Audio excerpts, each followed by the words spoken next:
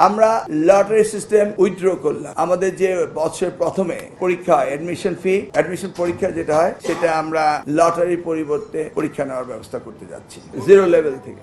Bangladesh has just made a major policy decision affecting how millions of children gain entry into school, and it has ignited a furious national debate. The lottery system is out and entrance examinations are in, but critics are now asking a pointed question. Is this genuine progress, or are we about to put 5-year-olds through a race they were never meant to run? For over a decade, Bangladesh relied on a lottery to decide which children secured seats in competitive government and private schools. The idea was fair by design: no coaching, no connections, no financial advantage, just chance applied equally to every applicant. Then the COVID-19 pandemic reshaped the landscape entirely.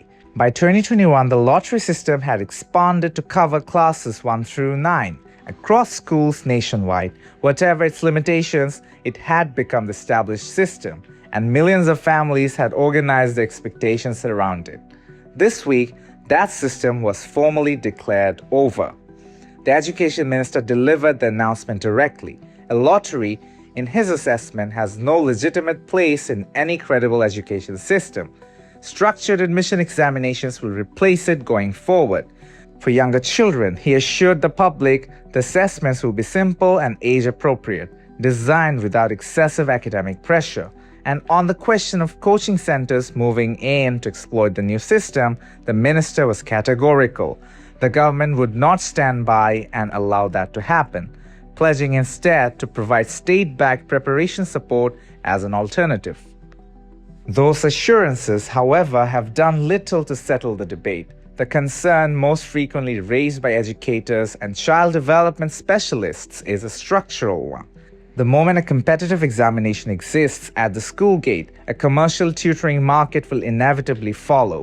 And in Bangladesh, that market already has deep and well-documented roots.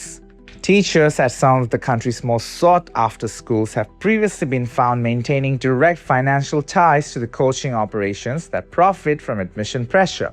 Critics argue that formalizing examinations at the entry level will not dismantle that dynamic. It will accelerate it significantly. At a more fundamental level, specialists warn that subjecting children between the ages of 5 and 7 to competitive assessment is not a meaningful measure of academic potential. It is, rather, a measure of preparation. And preparation in any system carries a cost. Families with financial resources will invest in private tutoring, while families without those resources simply cannot. The outcome, analysts argue, is an admissions process that institutionalizes inequality from the very first day of a child's education. A growing number of education researchers are pointing to a third path, one that sidesteps both the lottery and the examination entirely. The catchment area model assigns children to the school closest to their home, eliminating competitive selection at the entry level altogether. It is a standard approach across the United States, Australia, and much of Europe. Systems where geographic proximity rather than performance determine school placement in a child's earliest years. But analysts are equally quick to note that the catchment model only functions effectively when every school in the neighborhood offers a comparable standard of education. The deeper argument Bangladesh's critics are making is precisely this: the problem was never the lottery itself. The problem is that parents are fighting desperately over a handful of well-resourced schools because the majority of schools are simply not good enough. Address that underlying inequality and the admission debate largely resolves itself.